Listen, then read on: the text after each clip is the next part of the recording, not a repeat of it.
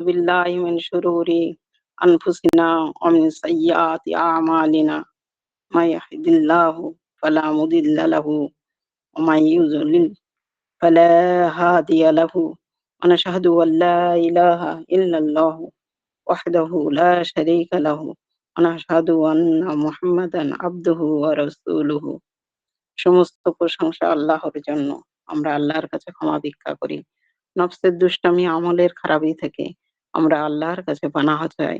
তিনি যাকে সৎপথে পরিচালিত করেন তাকে কেউ পথভ্রষ্ট করতে পারে না। যাকে পথভ্রষ্ট করেন তাকে হেদায়েত করার কেউ নাই। আমরা সাক্ষ্য দেই আল্লাহ ব্যতীত কোনো ইলাহ নাই। তিনি এক, তার শরীক নেই। আরো সাক্ষ্য দেই রাসূলুল্লাহ সাল্লাল্লাহু আলাইহি ওয়াসাল্লাম আল্লাহর বান্দা ও রাসূল। আমরা ইতিপূর্বে অনেক পর্ব শেষ করলাম। রাসূলুল্লাহ সাল্লাল্লাহু আলাইহি সাল্লামের সম্বন্ধে আমুল ফিল আমরা আলোচনা করেছি। জমজম কূপের ঘটনা জেনেছি ইব্রাহিম আলাইহিস সালাম এর বাইবেলে রাসূলুল্লাহ সাল্লাল্লাহু আলাইহি সাল্লাম সম্বন্ধে বেদ, পুরাণ ও বৌদ্ধ শাস্ত্রে রাসূলুল্লাহ সাল্লাল্লাহু আলাইহি সাল্লামের সত্য বিকাশে আরবভূমি জেনেছি। রাসূলুল্লাহ সাল্লাল্লাহু আলাইহি সাল্লামের বংশধারা সম্বন্ধে মা আমিনার গর্ভে সন্তান লাভের অনুভূতি সম্বন্ধে জেনেছি। রাসূলুল্লাহ সাল্লাল্লাহু আলাইহি সাল্লামের জন্ম বৃত্তান্ত জেনেছি। রাসূলুল্লাহ সাল্লাল্লাহু আলাইহি সাল্লামের অনাথ হওয়ার যে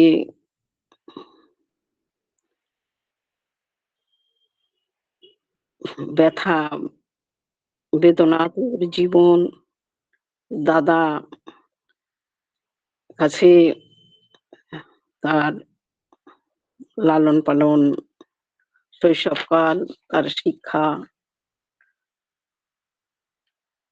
চাচার সাথে সিরিয়া ভ্রমণ, রাসূলুল্লাহ সাল্লাল্লাহু আলাইহি সাল্লামের যৌবনকালের ঘটনা জেনেছি। হারবে ফুজ্জার, হিলফুল ফুজুল জেনেছি। সিরিয়ার বাণিজ্য সম্বন্ধে রাসূলুল্লাহ সাল্লাম সেই যাত্রা পথে বর্ণনা, রাসূলুল্লাহ সাল্লাল্লাহু আলাইহি সাল্লামের বিবাহ সম্বন্ধে জেনেছি, সংসার জীবন সম্বন্ধে জেনেছি, অদৃষ্ট ডাকে সাড়া দেওয়ার কথা জেনেছি। বিবি খাদিজার গর্ভে সন্তানদের কথা, নবুয়ত লাভের কথা, কাবা ঘর নির্মাণ ও কালো পাথরে স্থাপন করার কথা জেনেছি, নবুয়তের কথা, ওহী নাজিলের প্রথম স্তর, দ্বিতীয় স্তর,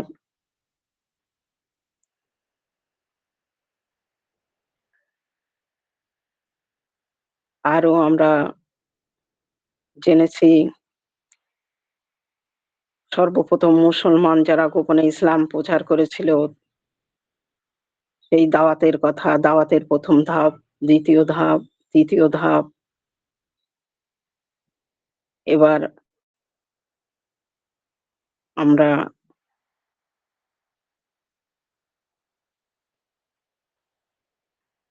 আরো বিস্তারিত আমরা আলোচনা করেছি। এখন আমরা আসছি হিজরত সম্বন্ধে জানবো।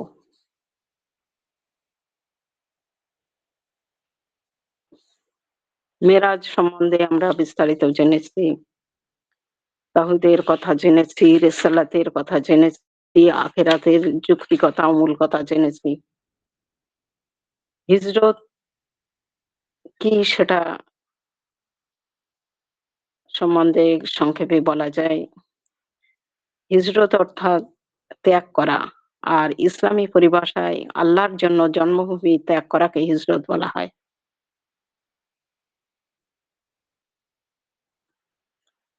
আল্লাহ পাক রব্বুল আলামিন সূরা আনকাবুতের ৫৬ নম্বর আয়াতে জানিয়েছেন, হে আমার ঈমানদার বান্দারা, আমার জমিন প্রশস্ত, তাই আমারই ইবাদত করো।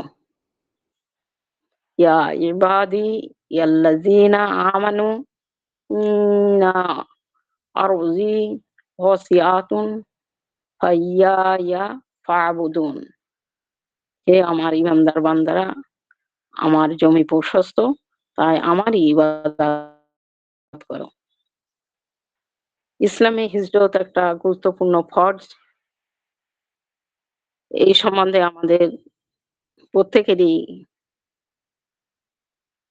জেনে রাখা দরকার।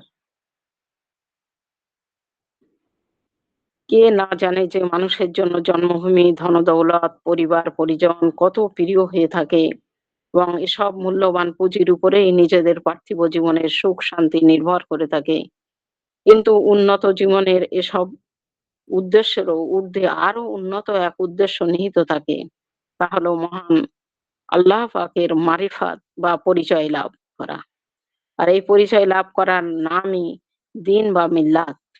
মানুষ যখন এর প্রকৃত উদ্দেশ্য লাভ করতে সক্ষম হয়, তখন তাদের দৃষ্টিভঙ্গি মধ্যে এমন প্রশস্ততা ও উচ্চতা সৃষ্টি হয়ে যায় যে দুনিয়ার সকল মহামূল্যবান সম্পদ, নিজের দেহ, মন, ধন, দৌলত, এমনকি পরিবার পরিজনকেও ত্যাগ করে তবু অমূল্য রত্ন ইমানের গায়ে আঁচ পর্যন্ত লাগতে দেয় না।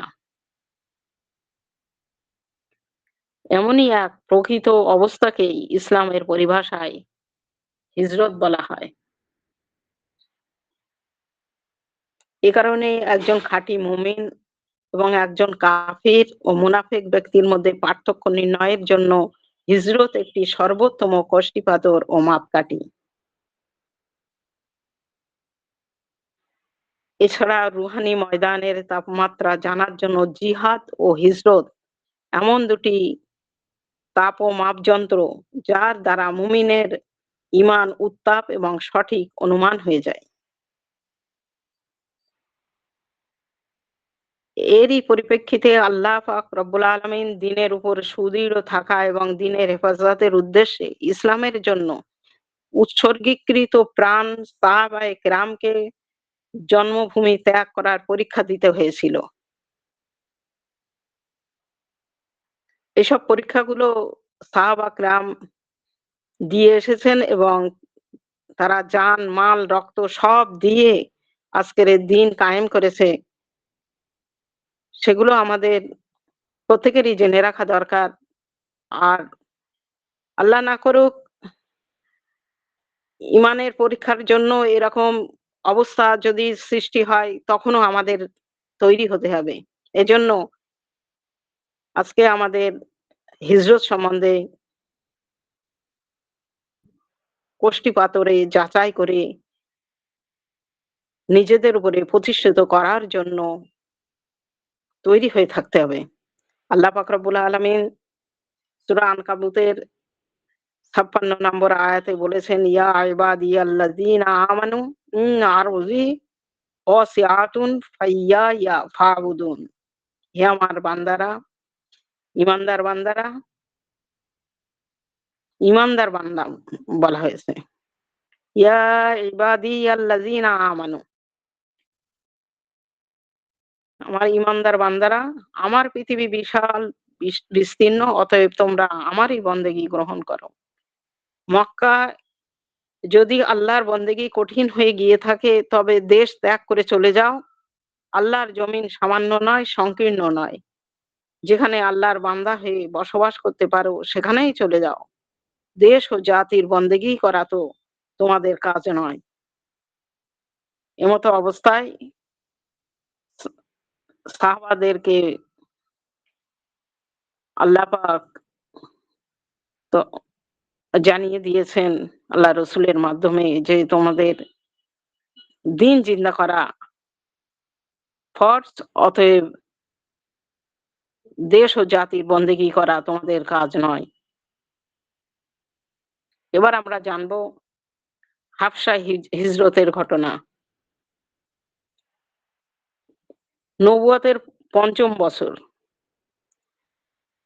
নবুয়তের ৫ম বছর কুরাইশ সর্দার ও নেতারা যখন ইসলামী দাওয়াতি কাজকে হাসি ঠাট্টা, বিদ্রূপ, প্রলোভন, ভীতি প্রদর্শন, মিথ্যা অভিযোগ প্রভৃতি দ্বারা দমন করতে ব্যর্থ হলো, তখন অত্যাচার, উৎপীড়ন, মারপিট, অর্থনৈতিক চাপ প্রয়োগের হাতিয়ার ব্যবহার করতে লাগলো। এর আগে আমরা জেনেছি যে কেমন নিপীড়ন চলেছিল।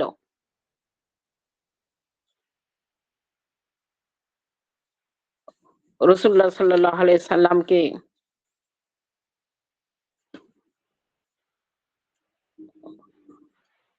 তারা গুহার মধ্যে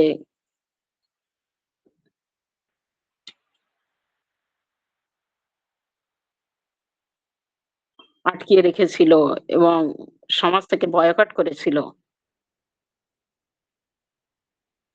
সোয়াবে আবু তালিব সেই নির্বাসন সংক্রান্ত ব্যাপারগুলো আমরা এর আগে জেনেছি। কত কষ্টের দিন চলে গেছে। তারপরে আল্লাহর তরফ থেকে যেই জানিয়ে দেওয়া হয়েছিল যে ওই নির্বাসন সংক্রান্ত চুক্তিপত্র ওই পোকায় খেয়ে নিয়েছিল, সে সেটাও আমাদের আগে জানা হয়ে গিয়েছে। যাই হোক, এরকম নিপীড়ন চলছে।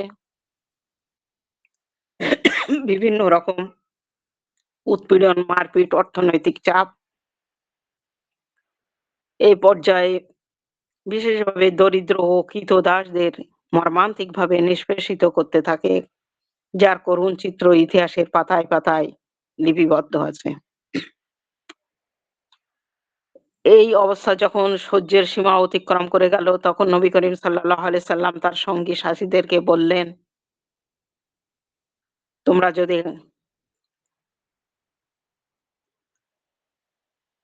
হাবশায়, এখন যার নাম ইথিওপিয়া, তোমরা যদি হাবশায় চলে যাও তবে খুব ভালো হয়। কেননা সেখানে এমন একজন বাদশা আছে যার রাজত্ব কারো উপর জুলুম করা হয় না। তার কল্যাণের দেশ। যতদিন আল্লাহ তোমাদের জন্য এই বিপদ থেকে মুক্তি লাভের কোনো ব্যবস্থা করে না দেন, ততদিন তোমরা সেখানেই অবস্থান করতে থাকো। হাবশায় সে সময় শাসনকর্তা ছিলেন আসহামা নাজ্জাশ, একজন ঈসাই ধর্মাবলম্বী শ্রেষ্ঠ আলেম তিনি। এই কারণে রাসূলুল্লাহ সাল্লাল্লাহু আলাইহি ওয়াসাল্লাম কিছু সাহাবীকে অনুমতি দিলেন যে তারা যেন সোজাসুজি হাবশায় হিজরত করে চলে যান। এই কথা শুনে প্রথমে ১১ জন পুরুষ ও ৪ জন মহিলা হাবশার পথে রওনা হন।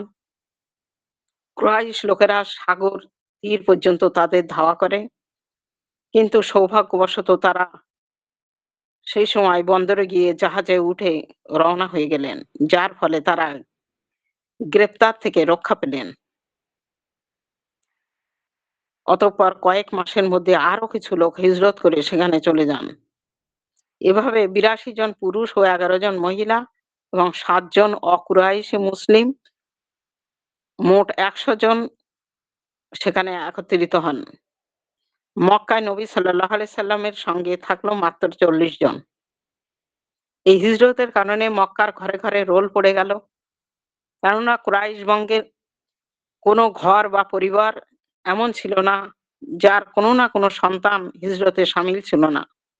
কারো পুত্র, কারো জামাতা, কারো কন্যা, কারো ভাই, আবার কারো বোন তাতে সঙ্গী ছিল। কেউ কেউ এ কারণে ইসলামের শত্রুতায় আরো কঠোর ও নির্মম হয়ে পড়েছিল।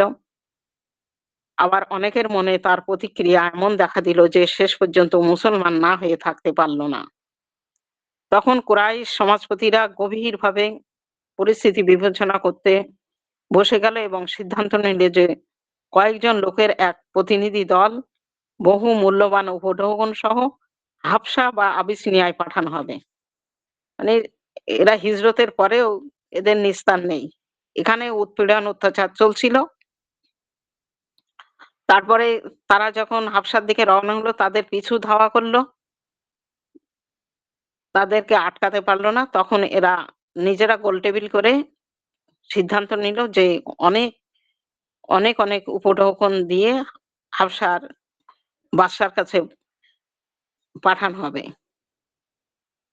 আর যে কোনো ভাবে সেই নাজ্জাশীকে বাধ্য করে এই মুহাজিরদেরকে দেশে ফিরিয়ে আনা হবে। ফিরিয়ে এনে আবার যথারীতি তাদের উপরে উৎপীড়ন করা হবে। তাই কুরাইশ বংশের ২ জন ঝানু ও দক্ষ যে রাজনীতিবিদ পাঠানো হলো। তারা সরাসরি নাজ্জাশীর নিকট উপস্থিত হয়ে তাকে বিপুল পরিমাণে উপঢৌকন দিয়ে বলল, আমাদের শহরের কিছু অর্বাচীন লোক পালিয়ে আপনার দেশে এসেছে। আমাদের সমাজপতিরা আপনার দরবারে তাদের ফিরিয়ে দেওয়ার জন্য দরখাস্ত পেশ করার জন্য আমাদেরকে পাঠিয়েছেন। এই অবুঝ বালকেরা আমাদের দিন ত্যাগ করেছে, কিন্তু আপনার দিনও তারা কবুল করেনি। বরং তারা এক নতুন অভিনব দিন বের করেছে। এই কথা নাজ্জাশীকে বুঝিয়েছে তারা। প্রতিনিধির কথা শুনে দরবারের সকলেই বলে উঠল, এদেরকে অবশ্যই ফিরিয়ে দেওয়া উচিত। এদের কি দোষ তা তাদের জাতির লোকেরাই বেশি ভালো জানে। সেজন্য আমাদের চিন্তা করার কোনো দরকার নেই। কিন্তু বাদশাহ নাজ্জাশী তাদের মন্তব্যে বিরক্ত স্বরে বললেন, এভাবে তো আমি ওদেরকে এদের হাতে সঁপে দিতে পারি না। যেসব লোক আপন দেশ ত্যাগ করে আমার দেশের উপরে ভরসা করে আশ্রয় নেওয়ার উদ্দেশ্যে এখানে এসেছে, আমি তাদের প্রতি বিশ্বাসঘাতকতা করতে পারি না। প্রথমে আমি তদন্ত করে দেখব এরা যা বলে তা কতখানি সত্য। এই বলে নাজ্জাশী মুহাজির মুসলমানদেরকে দরবারে ডেকে পাঠালেন। খবর শুনে মুহাজির মুসলমানরা পরস্পর পরামর্শ করে সিদ্ধান্ত নিল যে নবী করিম সাল্লাল্লাহু আলাইহি সাল্লাম যে শিক্ষা দিয়েছেন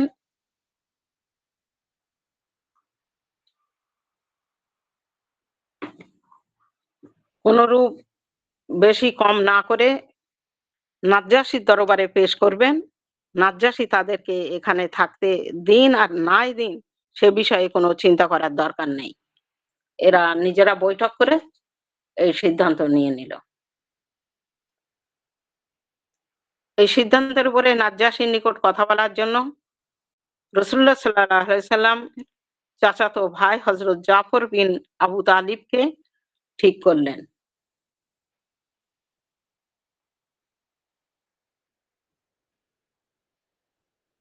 এরপর নাজ্জাশীর প্রশ্নের উত্তরে জাফর রাদিয়াল্লাহু তাআলা আনহু ইসলাম ও তার বাহকের চরিত্র ও বৈশিষ্ট্যগুলো তার ভাষণের মাধ্যমে তুলে ধরেন।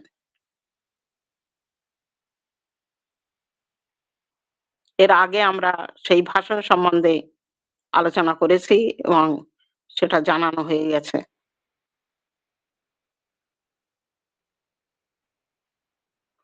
সেই ভাষণে তিনি প্রথমে আরবে জাহিলিয়াতের যুগের নৈতিক ও সামাজিক দোষ ত্রুটিগুলো উল্লেখ করেন। তারপর প্রিয় নবী সাল্লাল্লাহু আলাইহি সাল্লামের আগমনে আল্লাহর নিকট হতে আনিত কালামের শিক্ষার মাধ্যমে তিনি যে শিক্ষা দেন তার বিস্তারিত ব্যাখ্যা দান করেন। রাসূলুল্লাহ সাল্লাল্লাহু আলাইহি সাল্লামের আনুগত্য স্বীকার করার কারণে ঈমানদারদের উপরে কুরাইশরা যেসব অত্যাচার জুলুম চালিয়েছে তারও বিবরণ পেশ করেন।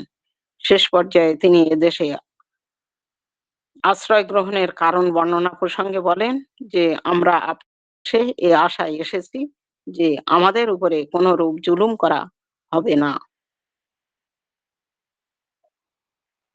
এই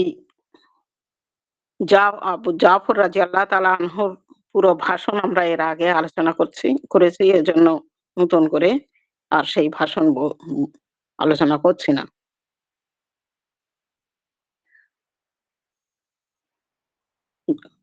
হযরত জাফর রাদিয়াল্লাহু তাআলা আনহুর পুরো ভাষণ শুনলেন। আল্লাহর নিকট থেকে তোমাদের নবীর প্রতি যে কালাম নাজিল হয়েছে বলে তোমরা দাবি করো খানিকটা আমাকে শোনাও। হযরত জাফর রাদিয়াল্লাহু তাআলা আনহু সূরা মরিয়মের ১ম থেকে পাঠ করে শোনালেন, যাতে হযরত ইয়াহইয়া ও হযরত মরিয়ম আলাইহিস সালাম সম্পর্কেও বর্ণনা আছে। নাজ্জাশী তা মনোযোগ সহকারে শোনেন। শুনতে শুনতে তিনি কাঁদতে লাগলেন। চোখের পানিতে তার অশ্রু ভিজে গেল। নাজ্জাশী সেই অবস্থার প্রতি ইঙ্গিত করে আল্লাহ তাআলা বললেন, বিসমিল্লাহির রহমানির রহিম। ওয়াইদা সামিউ মা উনজিলা ইলার রাসূলি তারা আ'য়ুনাহুম তাফিযু মিনাদ দাম'i মিম্মা আরাফু মিনাল হক ইয়াকুলুনা রাব্বানা আমান্না ফাকতুবনা মা'আশ শাহিদিন। সূরা মাইদা ৮৩ নম্বর আয়াত। রসূলের প্রতি যা অবতীর্ণ হয়েছে তা যখন তারা শুনে তখন আপনি দেখবেন যে তাদের চক্ষু অশ্রু সজল হয়েছে। তা এ কারণে যে তারা সত্যকে চিনে নিয়েছে। তারা বলে, হে আমাদের রব, আমরা ঈমান আনলাম, অতএব আমাদেরকে সাক্ষ্য দানকারীদের অন্তর্ভুক্ত করো। সূরা মায়েদা। হযরত জাফর রাদিয়াল্লাহু তাআলা আনহু যখন কোরআন পাঠ শেষ করলেন তখন নাজ্জাশী বলে উঠল, এ কালাম এবং হযরত ঈসা নিয়ে আসা কালাম যে একই মূল উৎস থেকে উচ্চারিত হয়েছে তাতে কোনো সন্দেহ নেই। আল্লাহর শপথ, আমি তোমাদেরকে কিছুতেই এদের হাতে সঁপে দেব না। পরদিন আবার কুরাইশ প্রতিনিধি দল নাজ্জাশীর নিকট অভিযোগ তুলল যে এরা মরিয়ম পুত্র ঈসা সম্পর্কে খুব বড় একটা কথা বলে। তখন নাজ্জাশী ওদেরকে ডেকে জিজ্ঞাসা করলে হযরত জাফর দাঁড়িয়ে অকুণ্ঠিত ভাষায় বললেন, বিসমিল্লাহির রহমানির রহিম। হুয়া আবদুল্লাহি ওয়া রাসূলুহু ওয়া রূহুহু ওয়া কালিমাতুহু আলকাহা ইলা মারইয়ামাল উযারা ইলা মারইয়ামাল উযারাল বুতুল। তিনি আল্লাহর বান্দা, তার রসূল, তার নিকট হতে আসা রূহ একটি বাণী। আল্লাহ তাকে কুমারী কন্যা মরিয়মের গর্ভে প্রক্ষিপ্ত করেন। একথা শুনে নাজ্জাশী মাটি হতে এক তৃণখণ্ড তুলে নেন আর বলেন, আল্লাহর শপথ, তুমি যা বলেছ ঈসা আলাইহিস সালাম তদপেক্ষা এ তৃণখণ্ডের বিন্দুমাত্র অধিক ছিলেন না। অতঃপর তিনি কুরাইশদের সব হাদিয়া তোহফা ফেরত দিয়ে বলেন, আমি ঘুষ খাই না। আর মুহাজিরদেরকে বলেন, তোমরা নিশ্চিন্তে আমার এখানে বসবাস করো। এইটাই ছিল হাবশার প্রথম হিজরত এবং আল্লাহ পাক রব্বুল আলামিন তাদের হিজরত কবুল করে নিয়েছেন নাজ্জাশীর এখানে। তারা হাবশায় নিরাপদে বসবাস করতে লাগলো। হাবশায় দ্বিতীয়বার হিজরত। ইবনে সাদ বর্ণনা করেন যে নবুয়তের পঞ্চম বছর রজব মাসে সাহাবাদের ছোট একটি দল হাবশায় হিজরত করেছিল। পরে ওই বছর রমজান মাসেই নবী করিম সাল্লাল্লাহু আলাইহি সাল্লাম কুরাইশদের জনসমাবেশে সূরা নাজম পাঠ করে শোনান এবং এতে কাফের ও ঈমানদার সবাই তার সাথে সিজদায় পড়ে যায়। হাবশায় মুহাজিরদের কাছে এই কাহিনী এভাবে পৌঁছয় যে মক্কার কাফেররা মুসলমান হয়ে গেছে। তখন তাদের কিছু লোক শাওয়াল মাসে মক্কায় ফিরে এলো। এসে তারা জানতে পারেন যে জুলুম নির্যাতন আগের মতোই চলছে। অবশেষে হাবশায় দ্বিতীয়বার হিজরত করার ঘটনা সংঘটিত হয়। এতে প্রথমবারের তুলনায় অনেক বেশি লোক মক্কা ছেড়ে চলে যান। হাবশায় এই হিজরত প্রসঙ্গে আল্লাহ পাক রব্বুল আলামিন জানান, যেসব লোক জুলুম সহ্য করার পর আল্লাহর খাতিরে হিজরত করে গিয়েছে তাদেরকে আমি দুনিয়ায় উত্তম ঠিকানার জায়গা দান করব, আর আখিরাতে প্রতিফল তো অনেক বড়। হায়, তারা যদি জানতে পারত যে কত ভালো পরিণামই না তাদের অপেক্ষায় রয়েছে।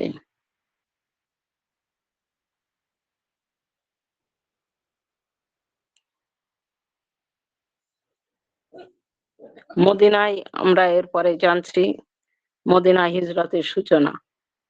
নবুয়তের একাদশ সাল হজের মৌসুমে হেরা ও মিনার মধ্যবর্তী আকাবা নামক স্থানে সর্বপ্রথম ইয়াসরাব অর্থাৎ মদিনা হতে আগত কতিপয় উম লোক ৬ জন বা ৮ জন রাতের নির্জন স্থানে প্রিয় নবী হেদায়েতের আলো পেয়ে ইসলাম গ্রহণ করেন। পরবর্তী বছর ওদের সাথে আরো কিছু লোক মিলে 12 জন রাসূলুল্লাহ সাল্লাল্লাহু আলাইহি সাল্লামের খিদমতে উপস্থিত হয়ে ইসলাম কবুল করেন। সহিহ বর্ণনা মতে তাদের নাম হলো উমামা, আউফ বিন হারেস, রাফে বিন মালিক, কাতাদা বিন আমির, উকবা বিন আমির, মুয়াজ বিন হারস, জাকওয়ান বিন কায়েস, খালিদ বিন মুখাল্লাদ, উবাদা বিন সামিত, আব্বাস বিন ওকাবা, আবু হাইসাম এবং আদিম বিন সাইদা।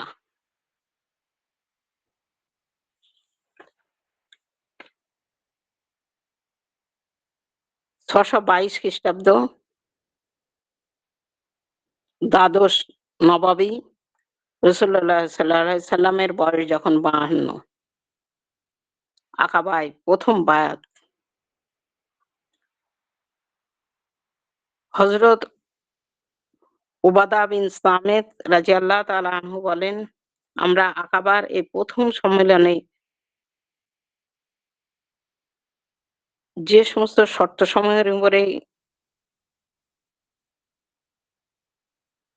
ইসলামের বায়াত গ্রহণ করেছিলাম সেগুলি হলো,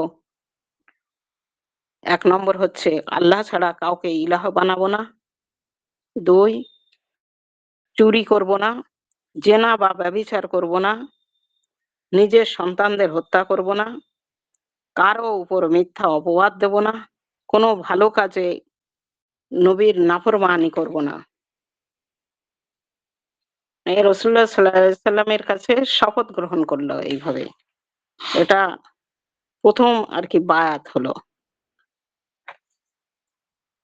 বায়াত গ্রহণের পর নবী করিম সাল্লাল্লাহু আলাইহি সাল্লাম তাদের বলেন, যদি এসব শর্ত পালন করো তবে তোমাদের জন্য এর বিনিময়ে জান্নাত লাভের সুসংবাদ রইল। আর যদি এসব গর্হিত কাজ হতে কোনো একটি অবলম্বন করো তবে তোমাদের ব্যাপারে আল্লাহর হাতে থাকবে। ইচ্ছা করলে তিনি অপরাধ ক্ষমা করে দিবেন অথবা শাস্তিও দিতে পারেন। এই বলে রাসূলুল্লাহ সাল্লাল্লাহু আলাইহি সাল্লাম তাদের বিদায় দিলেন। আমরা আকাবার প্রথম বায়াত জানলাম, এরপরে আকাবা দ্বিতীয় বায়াত জানবো। তারপরে মদিনায় হিজরত সম্বন্ধে আমাদের আলোচনা হবে ইনশাআল্লাহ তাআলা। পরপর আমরা এগিয়ে যাব। মসজিদে নববীর প্রতিষ্ঠা, তারপরে আনসার মুহাজিরদের ভ্রাতৃত্ব বন্ধন, আরো ইন্টারেস্টিং পর্ব আমাদের পরপর আসবে। আসহাবুস সুফফা, এগুলো আমরা জানবো এবং সিরাতের পর্ব শেষ হয়ে গেলে সাহাবাদের জীবনী, খোলাফায়ে রাশিদিন, সাহাবা জীবনী, এ সমস্ত পর্বে আমরা আস্তে আস্তে এগিয়ে যাব ইনশাআল্লাহ তাআলা। সিরাত পর্ব আমরা এখানে আজকের এই ইতি করছি। কিছু সুন্নতের উপরে কথা বলছি। সালাম দেওয়া সুন্নত।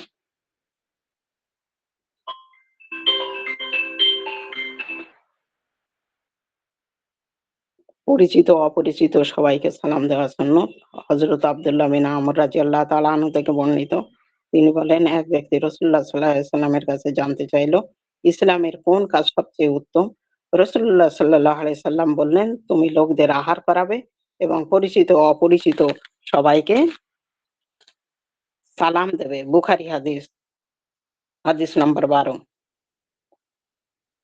পানি পানের সুন্নত আমরা জানছি, বসে পানি পান করা সুন্নত, এটা সবাই জানি, কিন্তু আবার আলোচনা করছি যাতে আমরা এটার উপরে নিজেদেরকে প্রতিষ্ঠিত করতে পারি। আবু হুরায়রা রাদিয়াল্লাহু তাআলা আনহু থেকে বর্ণিত, রাসূলুল্লাহ সাল্লাল্লাহু আলাইহি ওয়াসাল্লাম বলেছেন, তোমাদের কেউ যেন দাঁড়িয়ে পানি না পান করে, কেউ ভুলে পান করলে সে যেন তা বমি করে ফেলে। কত ইম্পর্টেন্ট! হামেশাই সবাই দাঁড়িয়ে পানি খেয়ে ফেলে। বলছে যদি পানি পান করে ফেলে তাহলে সে যেন বমি করে দেয়। পান করার সময় পাত্রের বাইরে নিঃশ্বাস ফেলা এবং ৩ বারে পান করা সুন্নত।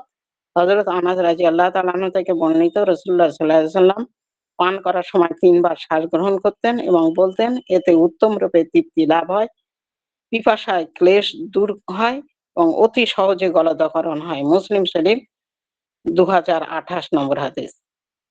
ঘরে নফল আদায় করা, নফল নামাজ ঘরে আদায় করা সুন্নত। হযরত ইবনে উমর রাদিয়াল্লাহু তাআলা আনহু থেকে বর্ণিত, রাসূলুল্লাহ সাল্লাল্লাহু আলাইহি ওয়াসাল্লাম বলেছেন, তোমরা তোমাদের ঘরেও কিছু নামাজ আদায় করো, ঘরকে কবরে পরিণত করো না। বুখারী হাদিস ৪৩২ নম্বর হাদিস। অন্য হাদিসে রাসূলুল্লাহ সাল্লাল্লাহু আলাইহি ওয়াসাল্লাম বলেছেন, তোমরা তোমাদের ঘরেও নামাজ আদায় করো, কারণ ফরজ নামাজ ব্যতীত অন্য নামাজ ঘরে আদায় করা উত্তম। বুখারী হাদিস ৭৩১। এটা ছেলেদের মসজিদে যাওয়া এবং ঘরে নফল নামাজ পড়া এই নিয়ে আলোচনা হয়েছে। এটা আমরা মেয়েরা জানি এবং আমরা ছেলেদেরকে আমাদের ছেলে এবং স্বামীদেরকে উৎসাহিত করি। ঘুমানোর আগে বিছানা পরিষ্কার করা, ঘুমানোর আগে বিছানা ঝেড়ে নেওয়া সুন্নত। হযরত আবু হুরায়রা রাদিয়াল্লাহু তাআলা আনহু থেকে বর্ণিত, রাসূলুল্লাহ সাল্লাল্লাহু আলাইহি ওয়াসাল্লাম বলেছেন, যখন তোমাদের কেউ শয্যা গ্রহণ করতে যায়, সে যেন কাপড়ের কিছু অংশ দিয়ে বিছানা ঝেড়ে নেয়, কারণ তার অগোচরে বিছানায় কষ্টদায়ক কোনো কিছু থাকতে পারে। সুরমা ব্যবহার করা, হযরত ইবনে আব্বাস রাদিয়াল্লাহু তাআলা আনহু থেকে বর্ণিত, রাসূলুল্লাহ সাল্লাল্লাহু আলাইহি ওয়াসাল্লাম বলেছেন, তোমাদের জন্য উত্তম সুরমা হলো ইসমি, নিশ্চয়ই এতে চোখের দৃষ্টিশক্তি বৃদ্ধি পায় এবং পলকের পশম উৎপন্ন হয়। অন্য হাদিসে এসেছে, রাসূলুল্লাহ সাল্লাল্লাহু আলাইহি ওয়াসাল্লাম বলেছেন, ঘুমানোর আগে তোমাদের সুরমা ব্যবহার করা উচিত, কেননা তা চোখকে পরিষ্কার করে এবং চোখের ভ্রু বৃদ্ধি করে। আবু দাউদ শরীফ ৩৮৭৮ নম্বর হাদিস। অজু করে ঘুমানো, হযরত ইবনে উমর রাদিয়াল্লাহু তাআলা আনহু থেকে বর্ণিত, তিনি বলেন, রাসূলুল্লাহ সাল্লাল্লাহু আলাইহি ওয়াসাল্লাম বলেছেন, যে ব্যক্তি অজু অবস্থায় রাতে নিদ্রা যায়, একজন ফেরেশতা তার সঙ্গে অবস্থান করে। তারপর যখনই সে ঘুম থেকে জাগ্রত হয়, তখনই ফেরেশতা তার জন্য দোয়া করে, হে আল্লাহ, তুমি তোমার এই বান্দাকে ক্ষমা করে দাও, কেননা সে অজু অবস্থায় ঘুমিয়েছে। ইবনে হিব্বান। নিয়মিত মিসওয়াক, মিসওয়াক করা সুন্নত। হযরত আবু হুরায়রা রাদিয়াল্লাহু তাআলা আনহু থেকে বর্ণিত, রাসূলুল্লাহ সাল্লাল্লাহু আলাইহি ওয়াসাল্লাম বলেছেন, যদি আমার উম্মত বা মানুষের জন্য কষ্ট না হতো, তবে আমি প্রত্যেক নামাজের সময় মিসওয়াক করার আদেশ দিতাম। অন্য হাদিসে আছে, মিসওয়াক মুখের জন্য পরিচ্ছন্নতা এবং রবের সন্তুষ্টির মাধ্যম। জুতো পরিধান ও খোলা সুন্নত। জুতো পরার সময় ডান পায়ে আগে পরা, খোলার সময় বাম পা থেকে আগে খোলা সুন্নত। আবু হুরায়রা রাদিয়াল্লাহু তাআলা আনহু থেকে বর্ণিত, তিনি বলেন, রাসূলুল্লাহ সাল্লাল্লাহু আলাইহি ওয়াসাল্লাম বলেছেন, যখন তোমাদের কেউ জুতা পরিধান করবে, তখন প্রথমে ডান পায়ে পরিধান করবে, আর যখন জুতা খুলবে তখন বাম পা থেকে আগে খুলবে, যাতে ডান দিকটা পরিধানের সময় প্রথম হয় এবং খোলার সময় শেষ হয়। বুখারী হাদিস ৫,৮৫৫ নম্বর। দৈনন্দিন চর্চিত এই সুন্নতগুলো আমরা গুরুত্বের সঙ্গে পালন করার চেষ্টা করব ইনশাআল্লাহ তাআলা। আল্লাহ আমাদের সহায় হন। আল্লাহুম্মা আমিন। সুবহানা রাব্বিকা রাব্বিল ইজ্জাতি আম্মা ইয়াসিফুন, সালামুন আলাল মুরসালিন, আলহামদুলিল্লাহি রাব্বিল আলামিন।